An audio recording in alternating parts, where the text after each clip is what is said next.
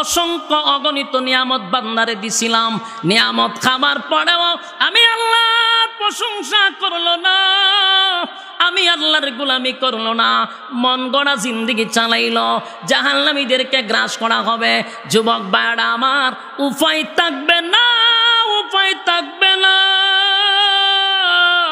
সেদিন আপনাকে বাঁচানোর মতো কোনো নেতা থাকবে না, বড় ভাই থাকবে না, ছোট ভাই থাকবে না, অমুক নেতা তমুক নেতা ফাতি নেতা, কোনো নেতা সেদিন সাহায্য করবে না।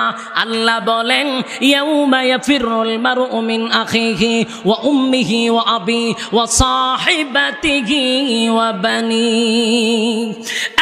কিয়ামতের কঠিন ময়দানে কেউ কারো হবে না, কেউ কারো হবে না। মা তার সন্তানকে পরিচয় দিবে না, সন্তান বাবাকে পরিচয় দিবে না, আত্মীয় স্বজন দূরের কথা কেউ আপনাকে পরিচয় দিবে না। এমনকি কলিজার টুকরা মা তার সন্তানকে দেখে বলবে দুনিয়াতে আমার বিয়া শাদী হইছে না। কি বুঝলেন? মা যদি সন্তানকে পরিচয় না দেয় গো, আপনার মুডাফ হিসাবে দিব, চিকন হিসাবে জড়ালেন তাই না। কিয়ামতের কঠিন ময়দানে আল্লাহর রাসূল বলেন মা তার সন্তানকে অস্বীকার করবে, বাবা তার সন্তানকে অস্বীকার করবে, সেখানে ফির ফকিরের কোনো প্রশ্নই আসে না। যুবক ভাইরা আমার, সেদিন যদি কেউ সুপারিশ করে গো,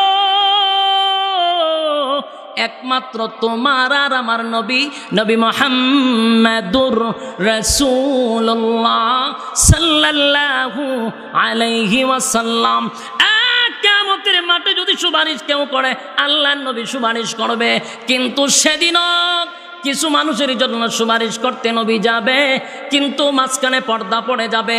সুপারিশ করার মাত্রই মাঝখানে পর্দা পড়ে যাবে। আল্লাহর নবী চিৎকার দিয়া বলবে মালিক,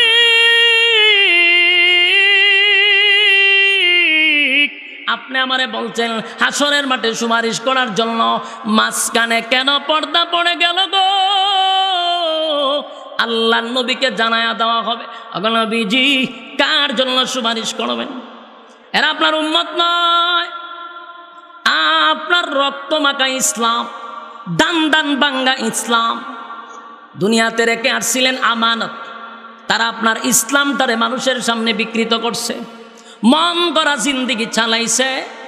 তারা আপনার ইসলাম সঠিকভাবে মানে নাই, তারা মন গড়া জিন্দেগি চালাইছে। এই জন্য আমি শীতের সময় গরম পানি, গরমের সময় ঠান্ডা পানি, ঠান্ডা পানির কথা স্মরণ হবে।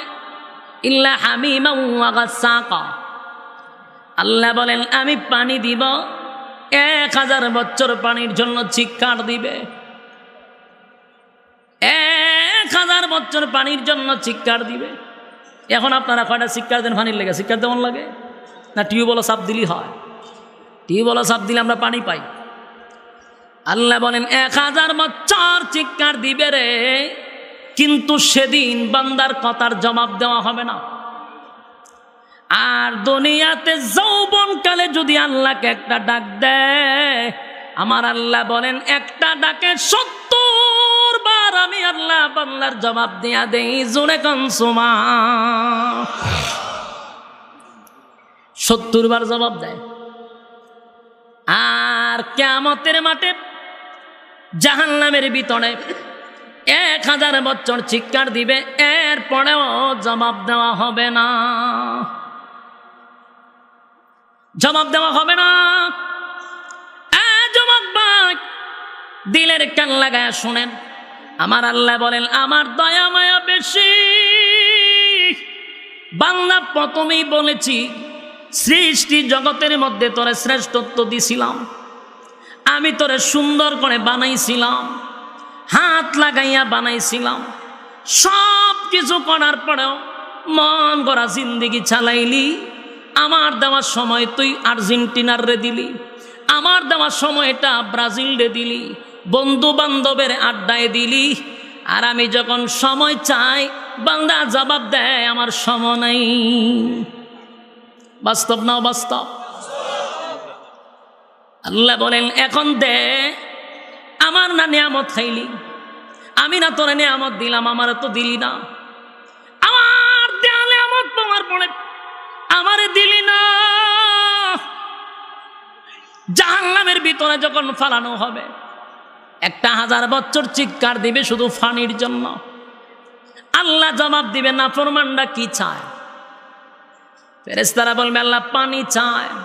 আল্লাহ তখন জবাব দেয়, ইল্লা হামিমান ওয়া গাসসাকা। এমন একটা পানি দেওয়া হবে, টকবকে গরম পানি, বিষাক্ত পানি, রক্ত আর পুঁজগুলি দেওয়া হবে পান করার জন্য। 1000 বছর নয়, 50,000 বছরের পিপাসা। কারণ হাসরের মাঠে দাঁড়ায় ছিল 50,000 বছর, আগুনের ভিতরে 1000 বছর। পানি ঠান্ডা না গরম দেখার সময় আছে? কতক্ষণ? পানি ঠান্ডা না গরম দেখার সময় নাই। যেই মাত্র পান করবে তো ভিতরের নারী বুড়ি যা আছে সব গইলা গইলা পাহানার রাস্তা দিয়ে বাড়িব।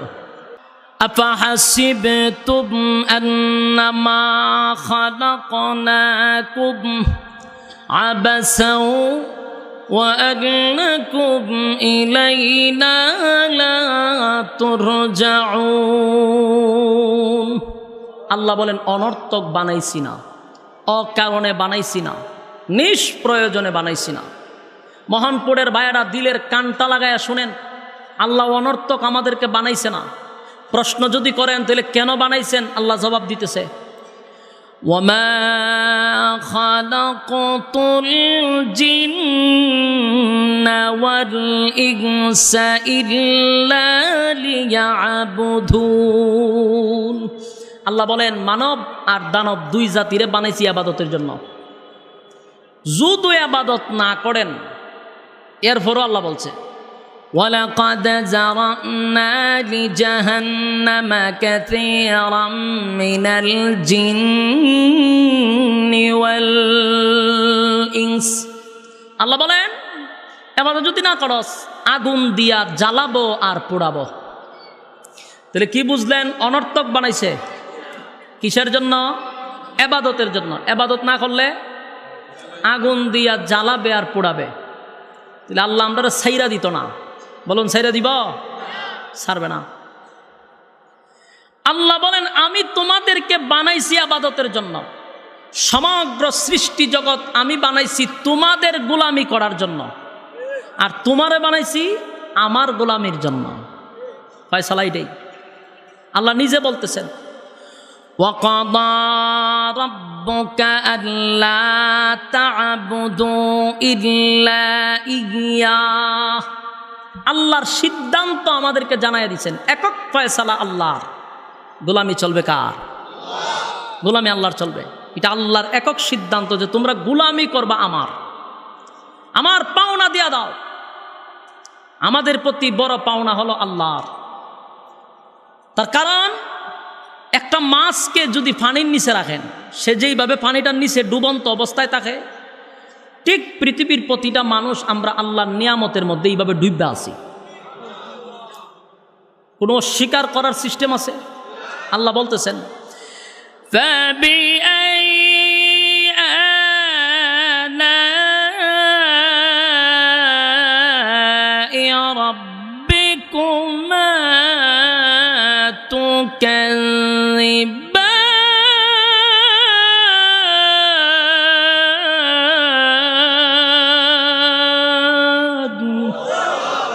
আল্লাহ বলেন কোন কোন নিয়ামতের অস্বীকার করবে? তোরে কোন নিয়ামত দিছি না আমি? পারবেন নি অস্বীকার করতে? প্রত্যেকটা মানুষকে আল্লাহ নিয়ামত দিয়ে ডুবাই রাখছে। এখন যদি প্রশ্ন করেন কি নিয়ামত, আল্লাহ কোনো দিকে তাকানোর দরকার নাই। তুই শুধু তোর 3.5 হাত বডির দিকে তাকায়া দেখ আমি আল্লাহ তোরে কি নিয়ামত দিছি। আমরা ডাইনামা তাকানোর দরকার নাই। শুধু মাথার থেকে পা পর্যন্ত একটু বালিশের সঙ্গে মাথা লাগায় চিন্তা করেন যে আল্লাহ কত নিয়ামত দিছে। আপনার যদি 2টা চক্ষু না থাকতো, ভালো কোনো বংশে বিয়া করতে পারতেন? কোনো মাইয়া আপনার কাছে বিয়া দিব? খানা বেটার কাছে দিবনি? কোথায় বেটা খানা অন্ধ, বালা জায়গাত বিয়া দেওয়া যেত না। বাস্তব না বাস্তব? 2টা চোখ দরকার নাই, একটা ফাও যদি আপনার না থাকতো, বালা জায়গায় বিয়া করতে পারবেন? হাত না থাকলে তাহলে আল্লাহর যে কোন একটা অঙ্গ না থাকলে আপনার 4 পয়সার দাম নাই, 4 পয়সার দাম নাই। মাঝে মধ্যে আপনারা যদি চাঁদপুর যান অথবা কুমিল্লা শহরে যান অথবা রাস্তাঘাটে যদি যান, দেখবেন অনেক ভিক্ষুকরা কিন্তু আপনার কাছে এসে হাত পাতে। ওই ভিক্ষুকগুলার দিকে তাকায় দেখবেন অনেকের হাত নাই, ফা নাই, তো অনেকের চক্ষু নাই। যেমন আমরা গাড়ির মধ্যে এত হয় অনেক সময় দেখি এই সাইড পুরাটা নাই, আরেকটা আছে এখানে অতটুক পর্যন্ত। তো এটা দিলে পরে এইভাবে সিফাদা ধরে টাকা তো এরপরে নেয়।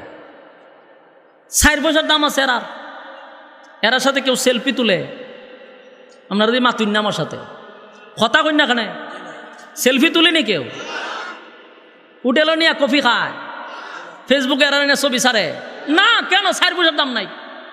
আল্লাহর একটা অঙ্গ না থাকার কারণে মানুষ তারে মূল্যায়ন করে না। তোমারে নিয়ে কফি খায় কেন? তোমারে নিয়ে ছবি তুলে কেন? তোমার কাছে আল্লাহর নিয়ামত আছে, এই জন্য মানুষ তোমারে মূল্যায়ন করে।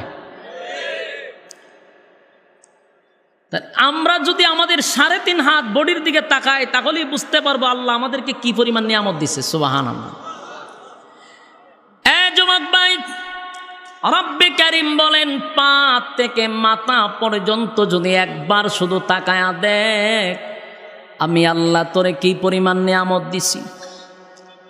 শুকরিয়া আদায় করার জন্য শুধু তুই আমার 2টা চক্ষুর দাম দিতে পারবি না, 2টা পা 2টা হাত আমি যদি না দিতাম, পৃথিবীর কোন হসপিটালে গেলে অরিজিনাল হাত পাবেন?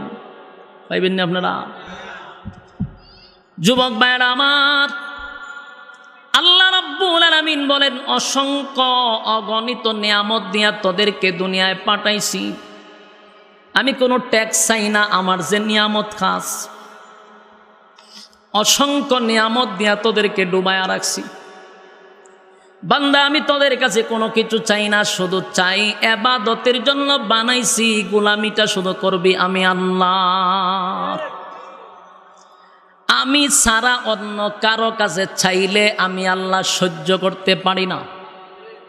সব জিনিস মালিক বরদাস্ত করতে পারে, কিন্তু আল্লাহর ইবাদতের জায়গায় যদি অন্য কারো কাছে আমরা চাই, এটা মালিক বরদাস্ত করতে পারে না। বুঝেন নাই কথা? এক্সাম্পল দিলে বুঝতে পারবেন। একটা এক্সাম্পল দেই বুঝার জন্য। মনে করেন আপনি বিয়ে করছেন নতুন, বউ খুব সুন্দর, আর আমরার যুবকরা এখন লাল চামড়ার প্রতি খুব পাগল। লাল চামড়া থাকলে মা বাপের খবরও নেওয়া লাগে না। তো বউ যদি সুন্দর, মনে করেন এক বেচারার বউ খুব সুন্দর, তো বউ যা চায় সে সেটা দেওয়ার চেষ্টা করে। একদিন অফিস থেকে বাসায় এসে দেখে বউ খুব রাগান্বিত তার উপরে। মহিলাদের একটা অভ্যাস ছিল হঠাৎ গাল ফুলাইয়া রাখে। তো জিগাইলেন কিতা সমস্যা, উত্তর না দিয়া খালি দেখবেন জিনিসও লড়ায়। তখন আপনি কইলেন যে তুমি যদি বিষয়টা না খাও তাহলে তো বুঝবো না, বলো তো কি সমস্যা। তখন কয় পাশের বাড়ির ভাবির জামাইয়ে 20,000 টাকা দিয়ে একটা শাড়ি দিছে, তোমার সংসারে আসার পরে কি পাইলাম? সারা জীবন দিলেও কিন্তু এরা লাস্টেই কথাটি কয় কি পাইছি। বাস্তব না বাস্তব? না আপনারা মোহনপুরের মহিলারা খুব বালা। আমি আমার এলাকার কইতেছি কোনো অসুবিধা আছে? এখানকার মহিলার যদি আমি দোষারোপ করি মাহফিল শেষ করে যাওয়ান যাবনি, এটা আমি জানি। আমি আমার এলাকার কথা কইতেছি, আপনার এলাকার না। তো বেচারা অফিস থেকে আসার পরে বউ কয় 20,000 টাকা দেয়া পাশের ঘরের বাবিয়ের তার জামাইয়ে দিছে, তুমি কি দিলা? তো এটার জন্য নি গাল ফলাইছে বলে হ।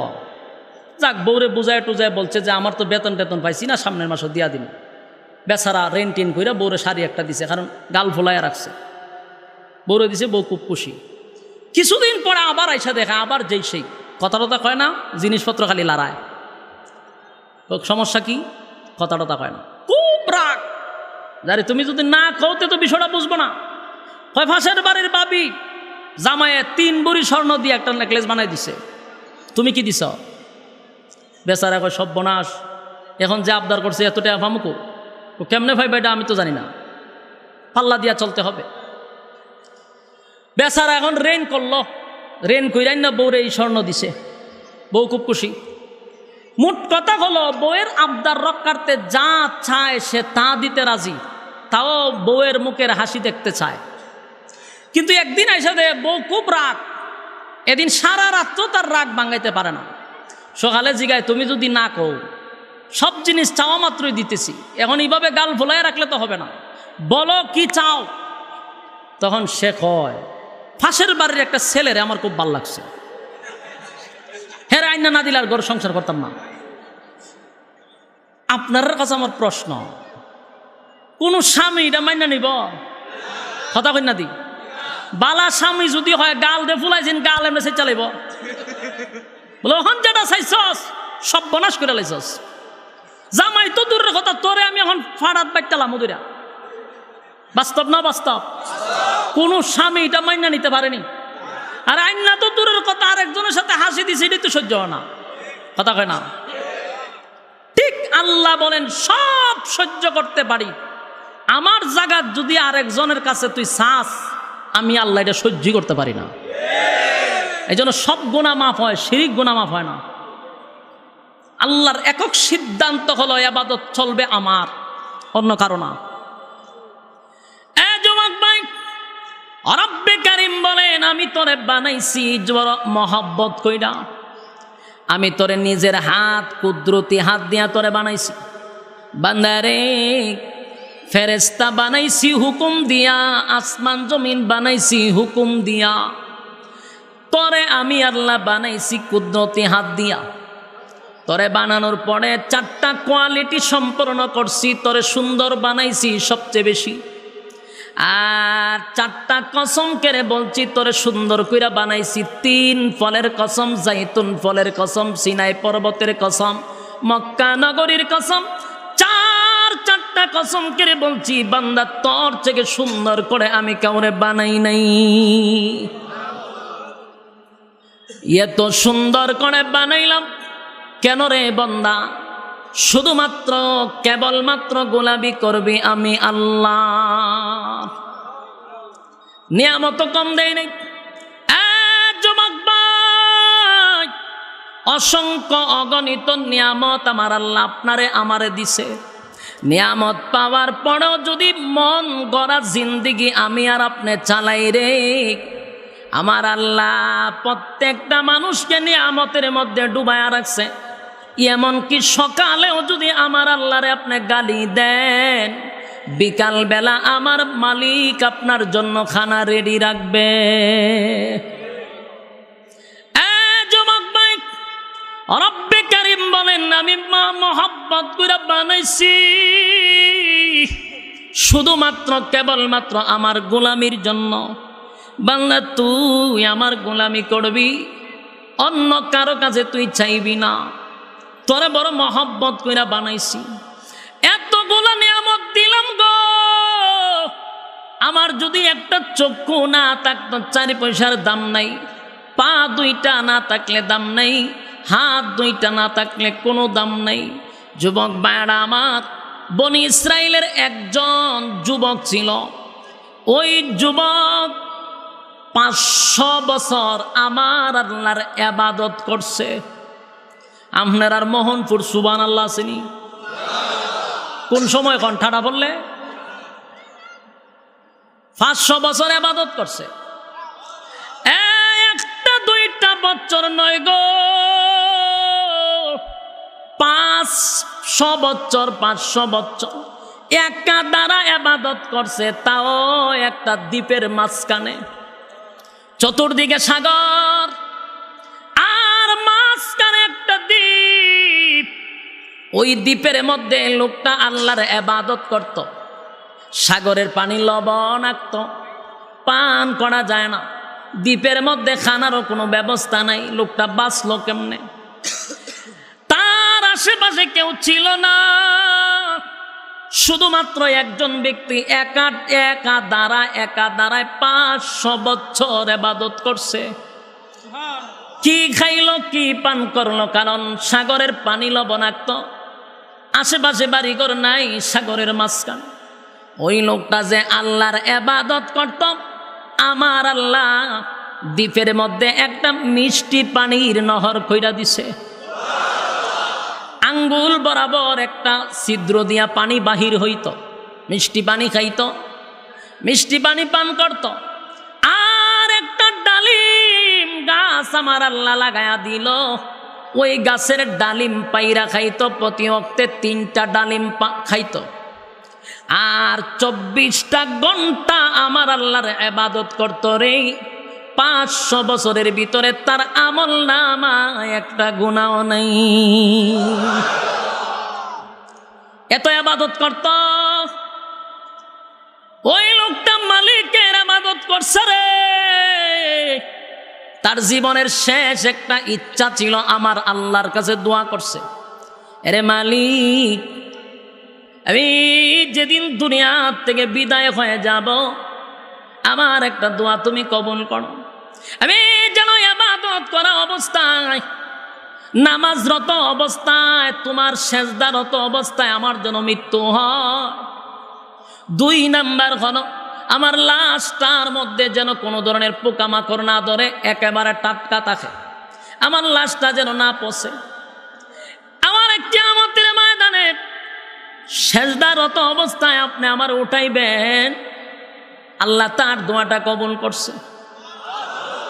কিয়ামত পর্যন্ত তার লাশটা এখন পর্যন্ত অক্ষত অবস্থায় আছে। আল্লাহর নবী বলেন, এই ব্যক্তিটারে কিয়ামতের মাঠে আল্লাহ দাঁড় করাবে, যার আমল নামার মধ্যে একটা গুনাহ নাই। আমল আছে 500 বছরের, 500 বছরের আমল, একটা গুনাহ নাই গো। সেজদারত অবস্থায় কিয়ামতের মাঠে উঠা দাঁড়াইব। সেদিন আমার আল্লাহ বলবেন, ফেরেশতারা রে, আমার এই বান্দাটার আমল নামায় একটা গুনাহ নাই। 500 বছর আমার গোলাম আমার ইবাদত করছে, আমার বান্দাটারে আমার দয়া মায়া দিয়া জান্নাতে ঢুকায়া দে। খুব খেয়াল করবেন কথাটা।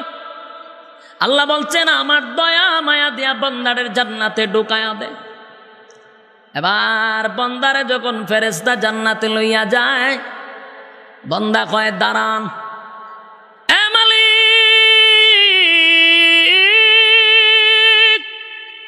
আপনার দয়া মায়া যদি জান্নাতে যাইতে হয় গো, 500 বছরের ইবাদত আমার কোথায় গেল? খুব মনে রাখেন কথা। আপনার দয়া মায়ায় যদি আমার জান্নাতে যেতে হয়, বলুন না আমার 500 বছরের ইবাদত গেল কোথায়?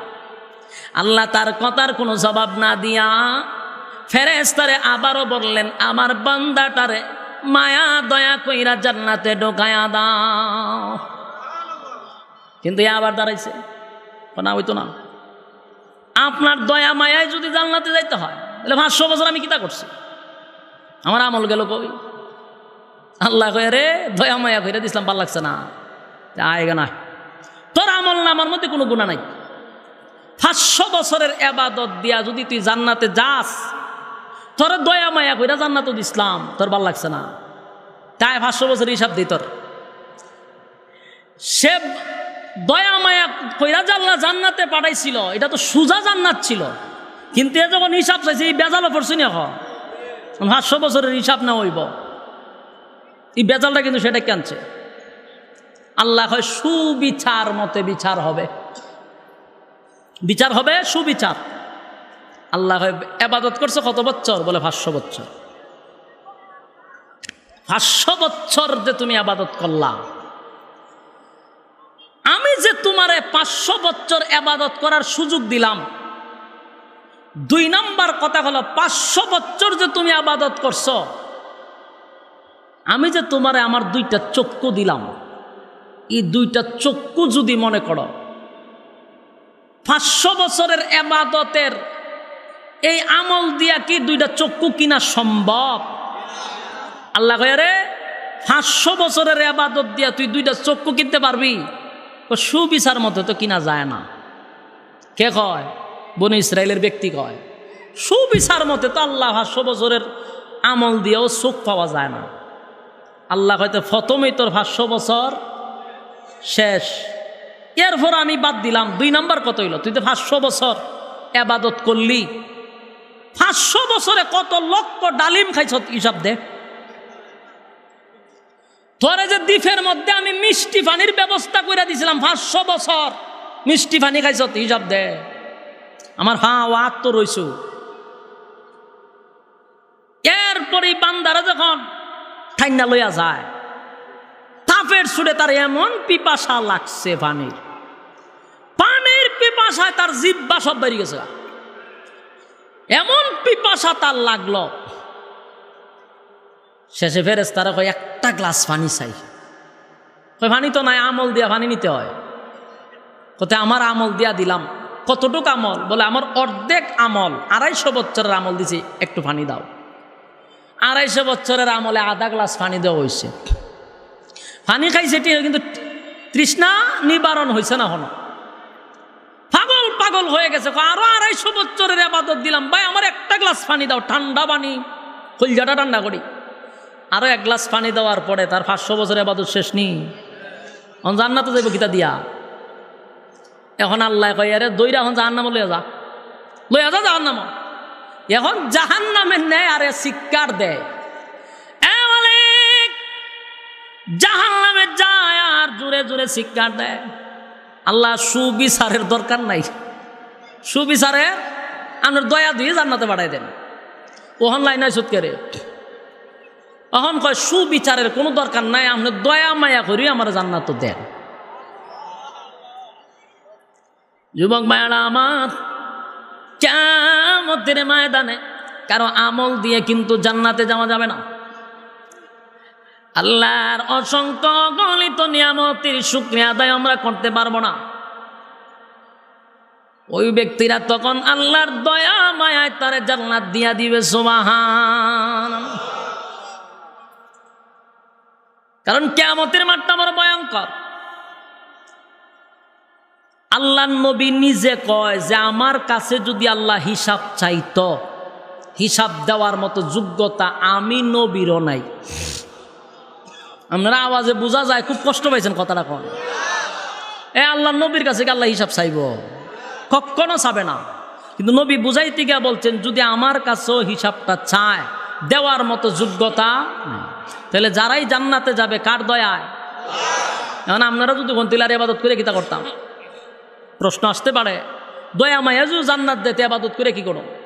ইটার একটা উত্তর হইল, বাংলাদেশ সরকার বলছে আগামী দিনে আমি সরকারি চাকরি দিব এলাকার সবাইকে, এলাকার সবাই সরকারি চাকরি দিব আগামী 1 বছর পরে। মানে এই কথা অ্যালাউন্স শোনার পরে মোহনপুরের যা আসিল সব গিয়া লাইনও দাঁড়াইছে। তখন ইন্টারভিউ নেওয়ার সময় জিজ্ঞাসা আপনি কতটুকু লেখাপড়া করছেন? বলে বেটা লেখাপড়া করতাম করে। সরকারে কইছে সবাই চাকরি দিব, আমি তো ঠেলা গাড়ি চালাই, চাকরি তো দিব সরকারে কইছে। সরকারে কইছে চাকরি দিব, ওখান কি আপনি লেখাপড়া ছাড়া দিব? কথা কই না দি। সরকার বলছে কোনো ঘুষ দিব না, দয়া মায়া কইরা তোমরা চাকরি দিব, যারা আসো সব আসো। এই কথার মানে এটা হয় না যে আপনার লেখাপড়া ছাড়াই লাইনও দাঁড়াইবেন। কথা বলেন। আল্লাহ বলছেন দয়া মায়া করে জান্নাত দিব, এর মানে এটা নয় যে হারা জীবন গাঞ্জা খামো, হারা জীবন আর্জেন্টিনার আর ফুটবল দেখুন, আর সুদে ঘুষে রাতের খাম দিনের খাম সব করুম, লাইনও গিয়ে দাঁড়ামো, আল্লাহ দয়া মায়া কইরা জান্নাতও দিব। বিষয়টা কিরকম? যুবক ভাইরা আমার, আল্লাহ রাব্বুল আলামিন দয়া মায়া কইরা জান্নাত দিবে, এটাই সত্য। কিন্তু ইবাদত আছে না নাই? যুবক ভাই, রব্বে কারীম বলেন বান্দা শুন, আমি আল্লাহ তোরে মহব্বত কইরা বানাইছি, আমি তোরে মহব্বত কইরা বানাইছি। জাহান্নামের আগুনে জ্বালানোর জন্য বানাই নাই রে, জাহান্নাম আমি আগুনে জ্বালানোর জন্য বানাই নাই। আমি আল্লাহ জাহান্নাম বানাইছি 7টা, জান্নাত বানাইছি 8টা। জান্নাত কয়টা? 8টা। জাহান্নাম, আল্লাহর যদি জাহান্নামের দেওয়ারই নিয়ত থাকতো তাহলে জাহান্নাম বানাইতো 8টা, জান্নাত বানাইতো 7টা। মালিক তো জাহান্নাম বানাইছে 7টা আর জান্নাত বানাইছে 8টা। উদ্দেশ্য হলো বান্দা বান্দিকে জাহান্নামে দেওয়ার জন্য নয় গো, জান্নাত দেওয়ার জন্য। কিন্তু বান্দাগুলি আমার মালিকের হুকুম না মাইনা মন গড়া জিন্দেগি চালায়, আমার আল্লাহ বলেন একটা উসিলাও বান্দার কাছে পাওয়া যায় না রে বান্দারে যে আমি জান্নাত দিব। আজকে যারা মোহনপুরের মাঠে আসছেন আরামের ঘুমটা হারাম কইরা নরমাল বিছানায় যারা বসছেন, আল্লাহ হয়তোবা এটাকে উসিলা করে কিয়ামতের ময়দানে জান্নাতের ফয়সালা করে দিতে পারে। সুবহানাল্লাহ। যুবক ভাইরা আমার, প্রত্যেকটা মানুষকে কিয়ামতের মাঠে আবার পুনরায় দাঁড়াইতে হবে বিশ্বাস হয়। দুনিয়ায় আকাম কুকাম দিনের কাম রাত্রের কাম যত কাম করছেন এটির হিসাব কিন্তু পাই পাই করে দিতে হবে। কথা কই না? আর্জেন্টিনার জন্য ব্রাজিলের জন্য সারা রাত ঘুমান না, এমনি হইলে জিন্দিগিতে ফজরের সময় উঠেন না। এখন দেখা যায় সারা রাত বইয়া বইয়া আর্জেন্টিনার আর ব্রাজিল দেখে, এমনি হইলে না তোর ঘুম ছাড়ে না। কিয়ামতের মাঠে যখন আল্লাহ দাঁড় করাবে তখন কিন্তু সেদিন আল্লাহ বলবে এই নাফরমানগুলারে জাহান্নামে নিয়ে ঢোকা, কারণ সময় দিছিলাম আমি, সময়ের মালিক ছিলাম আমি, বান্দারে সময় দিছিলাম আমি। ওয়াল আসর, সময়ের কসম করছে আমার আল্লাহ। আল্লাহ বলেন নাফরমানরে যদি বলা হইতো নামাজের কথা মাহফিলের কথা উত্তর দিত আমার সময় নাই। কিন্তু দেখা যায় ব্রাজিলের খেলা দেখার সময় আছে, আর্জেন্টিনার খেলা দেখার সময় আছে, বিপিএল আইপিএল দেখার সময় আছে, বন্ধু বান্ধব নিয়ে আড্ডা মারার সময় আছে, চাকরি ব্যবসা করার সময় আছে, সব সেক্টরে বন্দার সময় আছে গো। সময় নাই শুধু আমি আল্লাহর বেলা। জাহান্নামীর দল, অসংখ্য অগণিত নিয়ামত বান্দারে দিছিলাম, নিয়ামত খাবার পরেও আমি আল্লাহর প্রশংসা করলো না, আমি আল্লাহর গোলামি করলো না, মন গড়া জিন্দেগি চালাইলো, জাহান্নামীদেরকে গ্রাস করা হবে। যুবক ভাইরা আমার, উপায় থাকবে না, উপায় থাকবে না। সেদিন আপনাকে বাঁচানোর মতো কোনো নেতা থাকবে না, বড় ভাই থাকবে না, ছোট ভাই থাকবে না, অমুক নেতা তমুক নেতা ফাতি নেতা, কোন নেতা সেদিন সাহায্য করবে না। আল্লাহ বলেন ইয়াউমা ইয়াফিরুল মারউ মিন আখিহি ওয়া উম্মিহি ওয়া আবি ওয়া সাহিবাতিহি ওয়া বানি। কিয়ামতের কঠিন ময়দানে কেউ কারো হবে না, কেউ কারো হবে না। মা তার সন্তানকে পরিচয় দিবে না, সন্তান বাবাকে পরিচয় দিবে না, আত্মীয় স্বজন দূরের কথা কেউ আপনাকে পরিচয় দিবে না। এমনকি কলিজার টুকরা মা তার সন্তানকে দেখে বলবে দুনিয়াতে আমার বিয়া শাদী হইছে না। কি বুঝলেন? মা যদি সন্তানকে পরিচয় না দেয় গো, আপনার মুডাফ হিসাবে দিব, চিকন হিসাবে জোড়া ল্যাংটায় না। কিয়ামতের কঠিন ময়দানে আল্লাহর রাসূল বলেন মা তার সন্তানকে অস্বীকার করবে, বাবা তার সন্তানকে অস্বীকার করবে, সেখানে ফির ফকিরের কোনো প্রশ্নই আসে না। যুবক ভাইরা আমার, সেদিন যদি কেউ সুপারিশ করে গো, একমাত্র তোমার আর আমার নবী, নবী মুহাম্মাদুর রাসূলুল্লাহ সাল্লাল্লাহু আলাইহি ওয়াসাল্লাম। কিয়ামতের মাঠে যদি সুপারিশ কেউ করে, আল্লাহর নবী সুপারিশ করবে। কিন্তু সেদিনও কিছু মানুষের জন্য সুপারিশ করতে নবী যাবে, কিন্তু মাঝখানে পর্দা পড়ে যাবে। সুপারিশ করার মাত্রই মাঝখানে পর্দা পড়ে যাবে। আল্লাহর নবী চিৎকার দিয়া বলবে মালিক,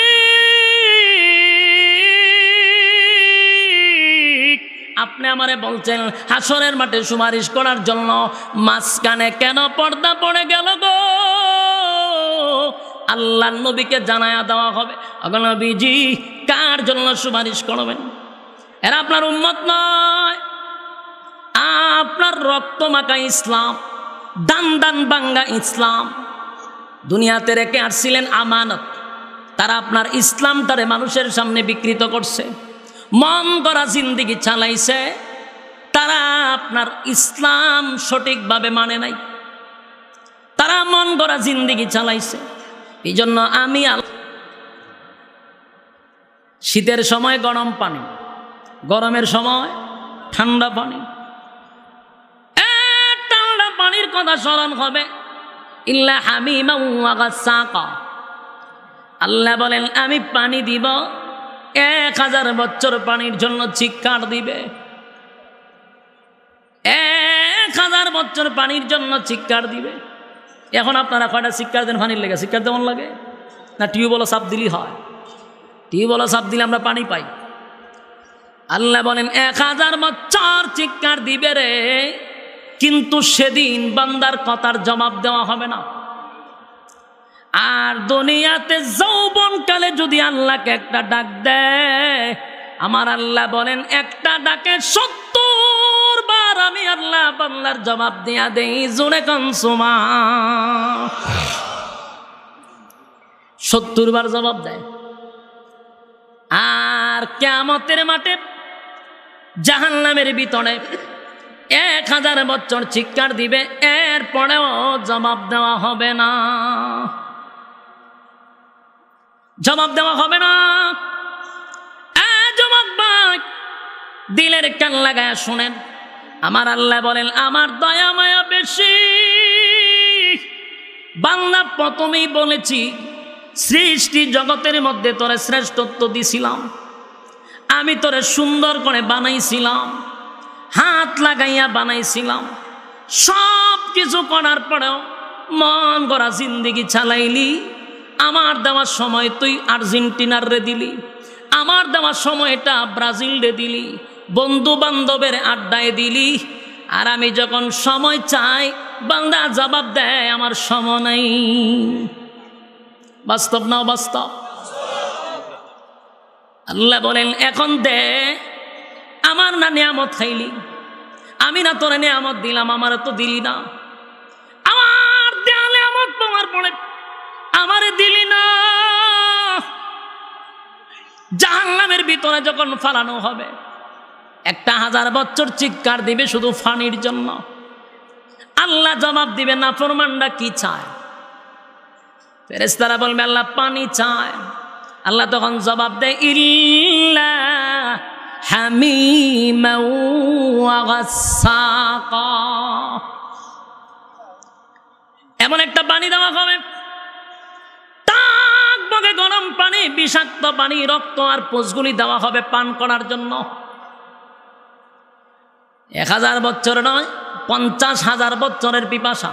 কারণ হাসরের মাঠে দাঁড়ায় ছিল 50,000 বছর, আগুনের ভিতরে 1000 বছর। পানি ঠান্ডা না গরম দেখার সময় আছে? কতক্ষণ? পানি ঠান্ডা না গরম দেখার সময় নাই। যেই মাত্র পান করবে তো ভিতরের নারী বুড়ি যা আছে সব গইলা গইলা পাহানার রাস্তা দিয়ে বাড়িব। আসেনি নাউজুবিল্লাহ? যুবক ভাইরা আমার, এই পরিস্থিতিটা যেন সামনে না আসে, এই পরিস্থিতির শিকার যেন আমরা না হই। দুনিয়াতে এই সময় টাকা, এই যে হায়াতটা, এটা নিয়ামত। হায়াত থাকতে মালিকের গোলামি করার দরকার আছে না নাই? আজকের এই মাহফিল থেকে যদি আমরা সিদ্ধান্ত নিয়ে নেই আল্লাহ যা করছি গো অন্যায় করছি, অপরাধ করছি মালিক, জীবনের সব গুনার উপরে লজ্জিত হইলাম। আল্লাহ ভবিষ্যতে এমন গুনাহ আমার দ্বারা হবে না। চোখের পানি যদি একটা ফোঁটা গড়াইয়া গড়াইয়া নাকের ডগা পর্যন্ত চলে আসতে পারে, আল্লাহ বলেন আমার দয়া মায়া এত বেশি রে, বান্দা ফেরেশতারে জিগায় আল্লাহ বান্দা কেন কান্দে? আল্লাহ জাহান্নামের ভয়ে কান্দে। আমার বাবা কি জান্নাত দেখছে গো? না মালিক, জান্নাত দেখে নাই। আমার বান্দা কি জাহান্নাম দেখছে? না মালিক, জাহান্নামও দেখে নাই। তাহলে এত কান্দে কেন? উলামায়ে কেরামদের বয়ান শুনিয়া জাহান্নামের ভয়ে, জান্নাতের আশায় তারা কান্দে। আল্লাহ বলেন ওয়াদা দিলাম সাক্ষী থাক, ওয়াদা দিলাম আমি আমার বান্দার গুনাহ সব মাফ করে দিলাম। এখানে শেষ নয়, আল্লাহ বলেন পাহাড় পরিমাণ গুনাহ, সাগরের ফেনা পরিমাণ গুনাহ, ওই গুনাহগুলারে নেক দ্বারায় পরিবর্তন করিয়া বন্দার আমল নামায় দিয়া দিলাম। জোরে কোন সুবহান। আমার আল্লাহর কত মায়া, আমার আল্লাহর কত দয়া, কিন্তু এই দয়া মায়াটা দুনিয়ার জমিনে যদি দয়া মায়া পাওয়ার পরে মন গড়া জিন্দিগি চালাও, আমার আল্লাহ কয় কিয়ামতের মাঠে আমার এই রূপ থাকবে না। সেদিন আল্লাহ দাঁড়াবে কাহার রূপ নিয়া। এই জন্য দয়া মায়া দুনিয়ায় থাকা অবস্থায় গুনার উপরে লজ্জিত হওয়া দরকার কিনা? কথা হয় না? যুবক ভাই, মানুষকে আল্লাহ 3টা কাল দিছে। জোরে কোন কয়টা? বৃদ্ধকাল মাইনাস, শিশুকাল মাইনাস। আল্লাহ বলেন শুধু যৌবন কালের হিসাব দে, আমি আল্লাহ এই পৃথিবীর 10টা পৃথিবীর সমান জান্নাত দিয়া দিব। কোন কালের হিসাব চায় আল্লাহ? চায় কোন কালের? দেই কোন কাল? বৃদ্ধকাল। বলুন দেই কোন কাল? চাইল আল্লাহ যৌবন কাল, দিলাম আল্লাহরে বৃদ্ধকাল। এই যে বাটপারি আমার দেশে চলতেছে, সারা জীবন আকাম কুকামের পিএইচডি কইরা 60 বছরের পরে মক্কা গিয়া নাম পালায় হাজি, দেশ আগের মতো ভাজি। এরপরে ফ্যামিলির সাপের চুড়ে হেরে ফাড়ায় মসজিদ, নমাজ ফিরান। মান সম্মান যায় যায়, আপনি হাজি হয়েছেন, হন নামাজ পড়েন না। এলাকার ঘরের সাপের চুড়ে মসজিদে গিয়ে নামাজ পড়ে 5 ওয়াক্ত। কিছুদিন যেতে না যেতে এই এলাকার মানুষ সিদ্ধান্ত নেয়, এক তৈল মুরব্বী বয়সে বেশি, আর এক তৈল হাজি, আর এক তৈল 5 ওয়াক্ত নামাজি, তারে মসজিদের সভাপতি বানায় দাও। দিল মসজিদের সভাপতি বানাইয়া। যেই লোকটারে হারা জীবন শয়তানে লাড়াচাড়া করছে, উল্টায়া ফাল্টায়া লাড়ছে, শয়তানে যারে রিটার্ডে পাঠাইছে, হেরে বানাইছে মসজিদের সভাপতি। এই ইমামার মুয়াজ্জিনের অবস্থা কি হইব? যেটা শয়তানের খালাত তো ভাই ছিল সারা জীবন, হে যদি মসজিদের সভাপতি হয়, ইমামার মুয়াজ্জিনের কি হইব? যেটা হইতাছে ডি হইতাছে। বাস্তব না বাস্তব? হারে 3 দিন হইল না, হে মসজিদের সভাপতি যে 5 ওয়াক্ত নামাজ পড়ে, ইমাম সাহেব রেগে জারি মারে, মুয়াজ্জিনরে জারি মারে। 2টা শটকনা দিবেন খানের নিচে, দিয়া কইবেন তোর যৌবন কাল কোন জায়গায় কাটছে আমরা বালা জানি। তুই কত আকাম কুকামের পিএইচডি করছ যৌবন কালে আমরা জানি, কিন্তু বাংলাদেশের টেকনাফ থেকে তেতুলিয়া যতটা উলামায়ে কেরাম আছে তাদের যৌবন কাল আপনারা তালাশ করেন, আল্লাহর জাতের কসম প্রত্যেকটা আলেমের যৌবন কাল আল্লাহর রাস্তায় কাটছে। তুই কার সাথে কার পাল্লা নেস?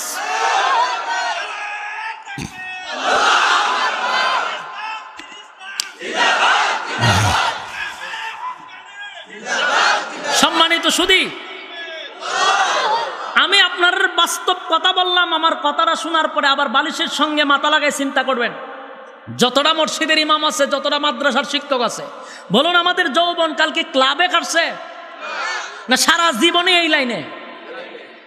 জন্মের পর থেকে আমরা দাড়িতে হাত দিয়া দেখি নাই, আর তুই সারা জীবন সপ্পা ইচ্ছা মতে বার্নিশ করছস। তোর গালে বার্নিশ করছে যেইভাবে খাড়ের মধ্যে করে, এইভাবে তোর বার্নিশ করছে। আর বুড়া খালা এসে এখন তুই 22 লম্বা দাড়ি রাখছস, নাম পালাইছ হাজি। তুই যে কত নম্বরের হাজি এটা আমরা জানি। এই অতিভক্তি দেখানো হয় কোন কালে? বৃদ্ধকালে। কোন কালে? আর আল্লাহ কইছে কোন খাল দেওয়ার কথা? যৌবন কাল। যৌবন কাল দেয় আখামে আর কুখামে। আমার আশ্চর্য লাগে, আল্লাহ কয় যৌবন কাল দেয়, হে দেয় আল্লাহরে বৃদ্ধকাল। এই বৃদ্ধকাল দে তুই আল্লাহরে দেশ কি বইলা দে? শুনেন এখন তওবা শুনেন। হয় আর জীবনে কোনোদিন সুদ খাইতাম না, ঘুষ খাইতাম না। তওবা করতে যে তওবা। আর জীবনে কোনোদিন মানুষের উপরে জুলুম করতাম না, আর কোনোদিন বেগানা নারীর দিকে তাকাইতাম না, সেপ পালাই দিছি। এ তৌবা করে কয় বছরের মাথায় 60 বছরের পরে তৌবা করে, জুলুম করতো না, সুদ খাইতো না, ঘুষ খাইতো না, বেগানা নারীর দিকে তাকাইতো না। আমার মাঝে মধ্যে এমন হাসি উঠে, আর মাঝে মধ্যে মনে হয় দুই একটা শটকোনা মাইরা দেই। কেরে মারতাম মনটা কয়, তুই যে আল্লাহর সাথে বাট পয়টা করতে কর, আমরার সাথে আল্লাহর সাথে করস কেরে? তুই যে কইলি আর জীবনে সুদ খাইতে না, ঘুষ খাইতে না, তুই ফারস নেই সুদ খাইতে। কারণ সুদের টাকা তোলার জন্য একটা শক্তি লাগে, কথা কর না? প্রভাবশালী না হইলে সুদের টাকা তুলন যায় না। তুই 60 বছর তোর ফাইয়া গেছে গা, তুই সুদ আর ঘুষ খাইতে না, পারবি নি খাইতে। 2 নাম্বার, হে কয় আর জীবনে মানুষের উপরে জুলুম করতো না। তুই যা চান জুলুম করতে, এখন তোর একটা ছটকনা দিয়ে 3 হাত দূর ফেলাইব, এটাও তো বাট পারি। 3 নম্বর হয় বেগানা নারীর দিকে আর তাকাইতাম না। তো তুই এখন ছাইয়া থাক, তুই 60 বছরের পরে ছাইয়া থাক, তোরে কেটা কইছে চাইতে না, যৎকান বারত ছাইয়া থাক। তুই চাইলই কিতা না চাইলই কিতা, তোর ব্যাটারিত কুস্তা আসেনি, তুই এখন ছাইয়া থাক, চাইতে নাই কথা কস কেড়ে। যেই সময় তোর ছাওয়ার সুযোগ ছিল, তুই কম চাইছ না, মাকদমা তুই যে ছাওন চাইছস, ওখন তুই চলতে পারস না, লাড়ির তুই রেখারস, তুই আল্লাহরে খস আর জীবনও চাইতে না। আচ্ছা কোন চাইতে ভাইছিলামই না। আমার মনে হয় এর যা তৌবা দেখে শয়তানে ডিজে গানের আয়োজন করে। বাস্তব না বাস্তব? শয়তানে দেখি না দেখে ডিজে গান লইয়া নাচে। আর মসজিদের সভাপতি যখন এই লোকটারে বানানো হয়, তখন শয়তানের পুরা গোষ্ঠী লইয়া ক্লাবে বোতল খায়, যে এই লোকরে ফাটাইলাম আমরা রিটার্ডে, কারণ এরা দিয়ে আমরারই কোনো কাজ হয় না, এটা সেইটা দিছি। এই লোকরে বানাইছে মসজিদের সভাপতি। সাবধান, যাই না শুই না বুজ্জা শুইনা বানাবেন একজন আলেম। কথা কন্যা দি, আলেমের যৌবন কাল কাটছে আল্লাহর রাস্তায়। আমাদের দেশের তৌবা নিয়েও একটা ফাইজলামি আল্লাহর সাথে। আর কোন সময় দেখা যাক কেউ তৌবা করে তো নেয় একবার আজরাইলে সুফাত বসাইয়া, এটা কিভাবে এমন টাইপের তৌবা করে তো নেয়। আমি গিয়া দেখি আজরাইলে বইয়া সুফাত চা খায়, আতুত বলতা যে রে দর বৈষম্য কয় হুজুর তৌবা করাই দিন, আর জীবনে যাতে তা না করে। বলো এগুলা এই সমস্যাটা এলাকাতে আসেনি, এগুলা কুসংস্কার। আল্লাহ আমাদের কাছে কোন কাল চায়? যৌবন কাল চায়, আর আমরা দেই কোন কাল? যুবক ভাইরা আমার, শেষ একটা কথা আপনাদের কাছে আমি বলে যাই। আমার হয়তোবা সময় শেষ, প্রায় 10:30। ও আচ্ছা, শেষ একটা কথা বলে যাই। আমাদের কাছে কিন্তু মালিক চায় যৌবন কাল, আমরা দেই কোন কাল? বৃদ্ধকাল না। আল্লাহ বলেন যৌবন কালটার বড় দাম সবার কাছে। এই কালটা যদি আমার আল্লাহরে দিতে পারস, ওয়াদা দিলাম যৌবন কাল যদি আমারে দিয়া দেস, আমি আল্লাহ এই পৃথিবীর 10টা পৃথিবীর সমান জান্নাত তোর নামে লিখে দিব। এ মোহনপুরের যুবকরা, যৌবনকালে যদি কেউ আল্লাহর কাছে 2টা হাত তুলে তওবা করে, মালিক আর কোনোদিন করব না, এটা হলো যুক্তি। আর যদি 60 বছর পরে গিয়া হয় আর করব না, এটা হলো অযৌক্তিক, কারণ পারতো না করতে, এখন কথা হয় না। আর 25-30 বছরের যুবক যদি হয় করব না, এটা যুক্তি, কারণ চাইলেও পারবো। 60 বছর পরে চাইলেও। এই জন্য আল্লাহ বলেন যৌবন কালে যদি ওয়াদা করস, ওয়াদা দিলাম আমি আল্লাহ তোর প্রতিটা ডাকে 70 বার জবাব দিব। আর জান্নাতের ভিতরে আমার আল্লাহ আপনি আমারে যুবক বানাইয়াই ঢুকাইব না, কোনো বৃদ্ধরে ঢুকাইব? প্রত্যেকটা জান্নাতি থাকবে কমপক্ষে 32-30 বছরের যুবক। আপনার এলাকাতে সুবহানাল্লাহ আসেনি? 30-32 বছরের বয়স থাকবে। বয়স কোনোদিন কমবে না, কোনোদিন বাড়বে না। যদি হয় 30, তো এটা 31ও হবে না, 29ও হবে না। সুবহানাল্লাহ। যুবক ভাই, 30-32 বছর থাকবে, বাড়বেও না, কমবেও না। প্রত্যেকটা মানুষের বডি হবে আদম নবীর মতো কমপক্ষে 60 হাত লম্বা। 60 হাত লম্বা বানাইব, শুধু এখানেই শেষ না। আল্লাহ বলেন প্রত্যেককে আমি এমন সুন্দর করে বানাইব কারণ দুনিয়াতে সুন্দরের আফসোস আছে না নাই?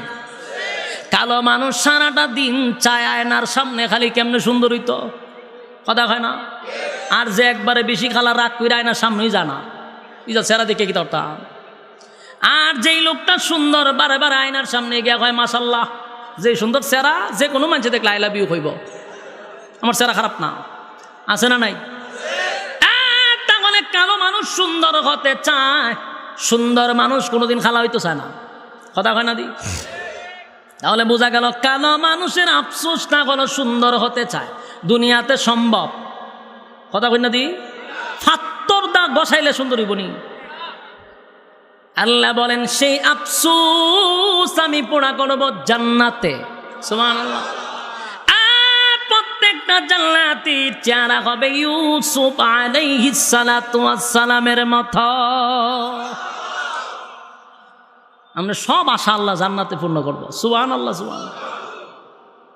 জান্নাতের ভিতরে যদি যৌবন কাল আল্লাহরে দিয়া দেন, আল্লাহ বলেন যুবক বানায় ঢুকাবো আর সুন্দর বানায় ঢুকাবো। বডি এখন তো মনে করেন বালা যদি কেউ বডি হয় এর সাথে কথা হইতে ডরি করে, ভয় লাগে, কারণ হ্যাঁ কতদিন পরে ইতে করবো। আপনারা বুঝাইতে চাই যে দুধ সিফাতা দৌড়ি লড়তাতে না।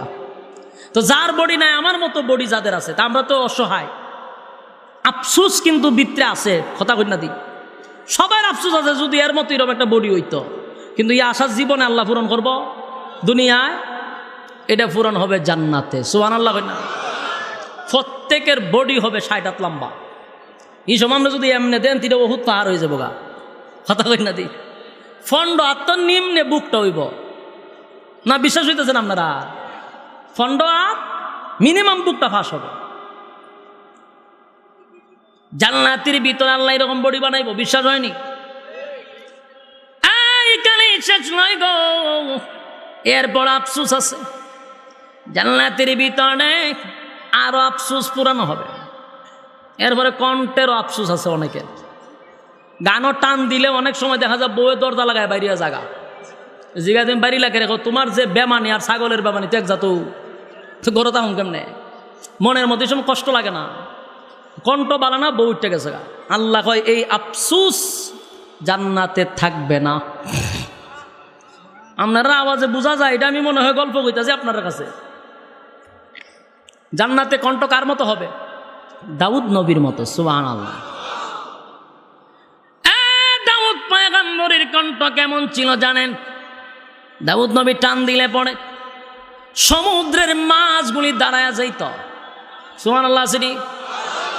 সমুদ্রের মাছগুলা দাঁড়ায়া যাইত রে, এইখানে শেষ না, উড়ন্ত পাখিগুলা জায়গায় বসে যাইত, সুবহানাল্লাহ।